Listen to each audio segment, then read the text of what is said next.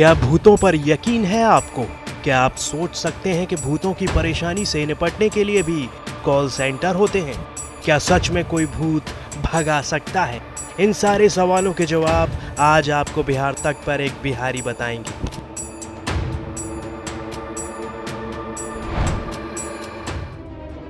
ये हैं जय अलानी, काम करते हैं पैरानॉर्मल इन्वेस्टिगेशन का। यानी ये उन अनसुलझी गुत्थियों को सुलझाते हैं, उन रहस्यों का पर्दाफाश करते हैं जो आपके मन में डर पैदा करते हों। ऐसा करने वाले ये पहले बिहारी और देश के सबसे मशहूर शख्स हैं। इनका स्टार्टअप, जिसका नाम है दी पैरानॉर्मल कंपनी, को कोरोना के दौरान जारी देशव्यापी लॉकडाउन में हर रोज करीब 10 कॉल आ रहे हैं। भारत के 100 से भी ज्यादा रहस्यमयी जगहों पर जय ने करीब 150 केस सुलझाए हैं। इन सब को लेकर हमने जय से खास बातचीत की तो हमारा पहला सवाल था, देखिए, जिस तरीके से पैरानॉर्मल इन्वेस्टिगेशंस मैं करता हूँ, मेरा तरीका जो है वो मुझे लगता है कि दुनिया भर के बाकी सारे पैरानॉर्मल इन्वेस्टिगेटर्स से अलग है। जहाँ एक तरफ तो पैरानॉर्मल इन्वेस्टिगेशंस जो हमने अब तक इंडिया में या फिर दुनिया में देखा, समझा या जाना है, वो ये है कि भाई कुछ लोग कुछ मशीनों को लेकर के और एक हॉन्टेड लोकेशन पे जाते हैं, वहाँ पर कुछ उन्हें मीटर रीडिंग्स मिलती हैं और उन मीटर रीडिंग्स के आधार पर ये साबित हो पाता है कि वहाँ पर भूत है या नहीं है। मेरा तरीका थोड़ा सा डिफरेंट है। मैं, हाँ, जाहिर सी बात है, मैं भी साइंटिफिक टूल्स का इस्तेमाल करता हूँ, मैं भी कुछ इन्वेस्टिगेशन टूल्स का इस्तेमाल करता हूँ, लेकिन मेरा अपना पर्सनल ये मानना है कि ये चंद हज़ार के इक्विपमेंट से या फिर चंद हज़ार की मशीनों से भूत है या नहीं है ये बात साबित नहीं हो सकती। और अगर हो सकती होती तो साइंस काफ़ी पहले ही इस बारे में अपनी राय रख चुका होता या वो भी कंसिडर कर चुका होता। मेरा पैरानॉर्मल इन्वेस्टिगेशन का जो तरीका है वो थोड़ा सा अलग है। मैं साइंटिफिक टूल्स भी जाहिर सी बातें इस्तेमाल करता हूँ, वो एक गाइड की तरह काम करते हैं एक इन्वेस्टिगेशन के दौरान। लेकिन हाँ, कहीं ना कहीं उस जगह का इतिहास, उस जगह की लोक कथाएँ, लोगों का क्या मानना है, किस तरीके की हॉन्टिंग्स वहाँ पर हो रही हैं, क्या मनोस्थिति है, किस तरीके के साइकोलॉजिकल प्रॉब्लम्स वहाँ पे लोग फेस कर रहे हैं, इन सारी चीज़ों को ध्यान में रखने के बाद ही मैं किसी एक डिसीजन तक पहुँच पाता हूँ। कई बार ऐसी लोकेशंस पे हमें पॉजिटिव और नेगेटिव दोनों तरह की एनर्जीज मिलती हैं, लेकिन क्या मैं उन एनर्जीज को हटा सकता हूँ या मैं उन्हें भगा सकता हूँ? तो मैं ऐसा बिल्कुल भी नहीं कर सकता। देखिए, मैं एक इन्वेस्टिगेटर हूँ। एक इन्वेस्टिगेटर का काम इन्वेस्टिगेशन करना होता है, एक इन्वेस्टिगेटर का काम सबूत ढूंढना होता है, एक इन्वेस्टिगेटर का काम कोई किसी तरीके का सल्यूशन देना या फिर किसी तरीके की जजमेंट पास करना नहीं होता। तो मुझे नहीं लगता कि हमारा देश जो है, देखिए, पैरानॉर्मल इन्वेस्टिगेशंस में वेस्ट का कल्चर अलग है, वहाँ पर मामला बहुत ज़्यादा सॉर्टेड है। हमारे यहाँ जितनी तरह की मान्यताएं हैं, जितनी तरह की डाइवर्सिटीज़ है, जितनी हर गली गली में आपको 4 भूतों की कहानियाँ मिलेंगी, इतने सारे धर्म हैं, उन धर्मों में इतने सारे भगवान हैं, उतने भगवानों की उतनी सारी मान्यताएं हैं। ऐसे हालातों में पैरानॉर्मल इन्वेस्टिगेशंस करके एक नतीजे को बताना कि आप ये करिए, इससे ये चीज़ ख़त्म हो जाएगी, ये एक तरीके से अंधविश्वास को बढ़ावा देना होगा, जिससे मैं अपने आप को दूर रखता हूँ। हालांकि इसकी ज़रूरत नहीं पड़ती, क्योंकि 99% केसेस में हमें लॉजिक मिल ही जाता है और हम लॉजिकली लोगों को समझाने में कामयाब हो ही जाते हैं। क्योंकि ये काम हर कोई नहीं कर सकता, इसलिए हमने इनके बचपन से जुड़े भी सवाल पूछे। जी, बिल्कुल सही कहा आपने कि मैं भी एक 90s किड हूँ और मैं भी बचपन से आहट या फिर कोई है ऐसे टीवी सीरियल्स को देख करके बड़ा हुआ हूँ। जहाँ तक रही डर की बात, तो नहीं, मुझे डर नहीं लगता था, मुझे शुरुआत से ही डर नहीं लगता। देखिए, क्या होता है कि बहुत सारे लोग होते हैं, उनमें अलग अलग इमोशंस की कमी या ज़्यादा हो जाता है कुछ लोगों में। कुछ लोग हंसते बहुत हैं, कुछ लोग बिल्कुल नहीं हंसते, कुछ लोग रोते बहुत हैं, कुछ लोग बिल्कुल नहीं रोते, कुछ लोगों के अंदर बहुत ज़्यादा इमोशंस होते हैं, कुछ लोगों के अंदर बिल्कुल भी इमोशन नहीं होते, कुछ लोग बहुत ज़्यादा सेंसिटिव होते हैं, कुछ लोग सेंसिटिव नहीं होते। ठीक उसी तरीके से कुछ लोग ऐसे होते हैं जिन्हें डर नहीं लगता और कुछ लोग ऐसे होते हैं जिन्हें डर लगता है। मैं शायद उनमें से हूँ जिसे डर नहीं लगता। मैं बचपन से ही शायद डरता नहीं हूँ। मतलब मुझे याद है कि जब मेरे स्कूल में या फिर हाई स्कूल में, कॉलेज में रिजल्ट्स भी ख़राब आते थे, तो मैं कभी डरा नहीं अपने पेरेंट्स से या फिर अपने टीचर्स से कि अब मुझे सज़ा मिलेगी या ऐसा कुछ होगा। तो वो जो डर का जो भाव है, वो जो इमोशन है, वो मेरे अंदर नाम मात्र बराबर ही है। जय ने हॉन्टेड नाम की एक किताब भी लिखी है, जो अब तक की नॉन फिक्शन हॉरर किताबों में बेस्ट सेलर है। हमने इसके बारे में भी जानने की कोशिश की। जी, बिल्कुल सही कहा आपने कि मेरी बुक ने अब तक काफ़ी अच्छा परफॉर्म किया है, काफ़ी लोगों ने उसे पढ़ा है, सराहा है, प्यार दिया है।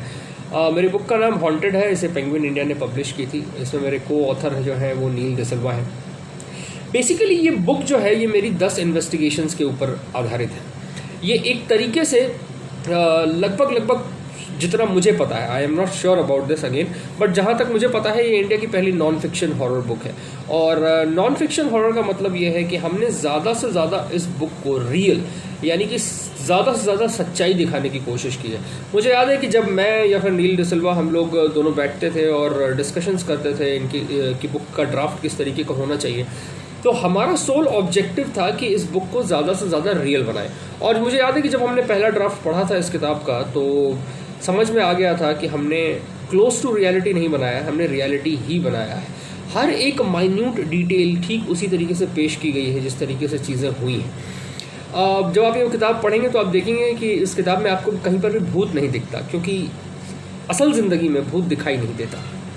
तो इस किताब में आपको एक बैलेंस मिलेगा कि कैसे कुछ कुप्रथाएं हैं, कैसे कुछ अंधविश्वास है जिनके खिलाफ आपको आवाज़ उठानी चाहिए। साथ ही साथ कुछ मज़ेदार कहानियाँ और किस्से भी मिलेंगे।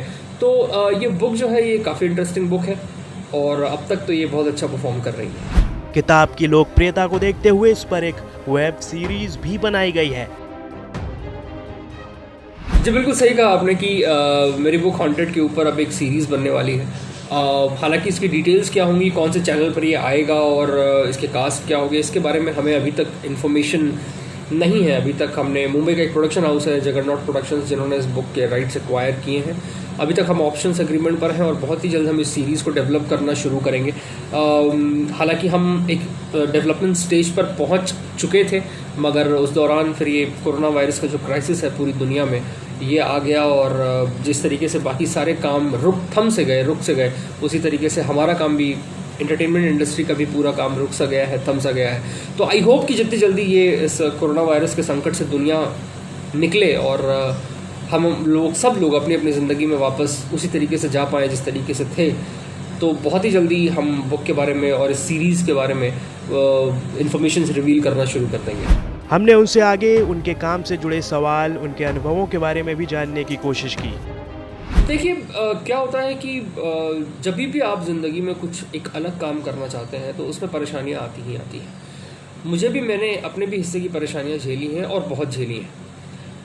मैंने बहुत लंबा चौड़ा स्ट्रगल किया है और लोगों की बातें सुनी हैं, ताने सुने हैं, गालियाँ सुनी हैं। लेकिन क्या होता है कि आपको ये डिसाइड करना पड़ता है कि आप जो करना चाह रहे हैं वो किस तरीके से करना चाह रहे हैं और कितना करना चाह रहे हैं। मुझे याद है जब मैंने ये बात अपने पेरेंट्स को बताई थी तो मेरे पापा जो है वो काफ़ी सपोर्टिव हैं। वो शुरुआत से ही बहुत सपोर्टिव रहे हैं चीज़ों को लेकर के।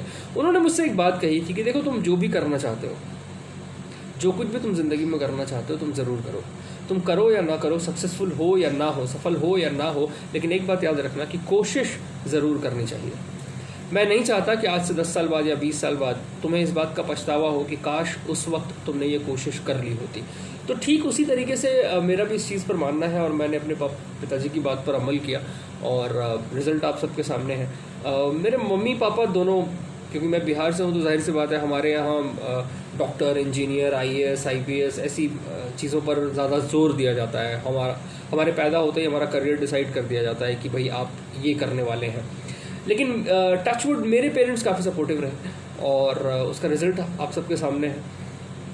तो ऐसी कोई ख़ास प्रॉब्लम मुझे नहीं हुई जब मैंने अपने मम्मी पापा से ये बात कही थी। तो देखिए, ऐसे केसेस के दौरान जो है वो कई ऐसे हादसे या फिर चीज़ें हो जाती हैं जो फ़नी भी होती हैं और सीरियस भी होती हैं। मुझे याद है कि मैं एक इन्वेस्टिगेशन कर रहा था और उस दौरान रात के करीब 2-2 बजे मुझे एक सांप ने काट लिया था मेरी पीठ पर। तो कई बार क्या होता है कि जब आप एक इन्वेस्टिगेशन कर रहे होते हैं, आप एक लोकेशन के अंदर होते हैं, तो आपके साथ ऐसे हादसे हो जाते हैं। हमें बहुत सारी चीज़ों से बच के चलना होता है, जंगली जानवरों से, एंटी सोशल एलिमेंट से। कई बार ऐसी जगहें ऐसे लोगों का घर बन जाती हैं।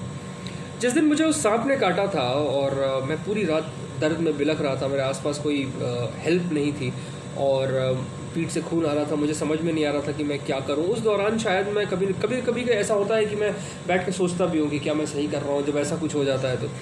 लेकिन हादसों का क्या है, और ये तो चीज़ें चलती रहेंगी, ये ज़िंदगी है और ये ज़िंदगी का हिस्सा है, इस तरह से होता रहेगा। कई फ़नी मोमेंट भी होते हैं।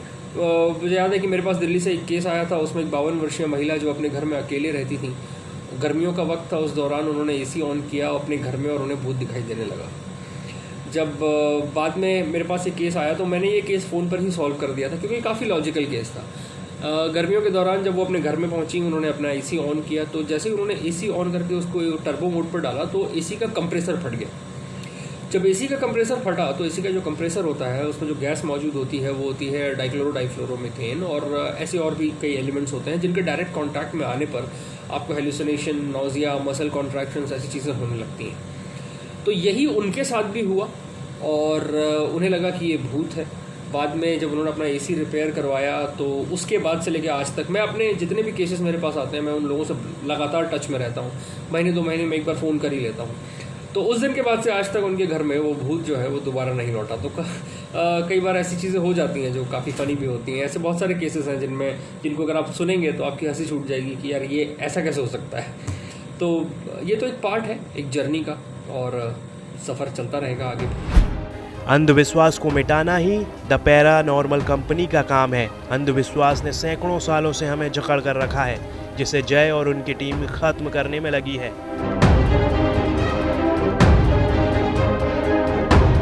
ब्यूरो रिपोर्ट, बिहार तक।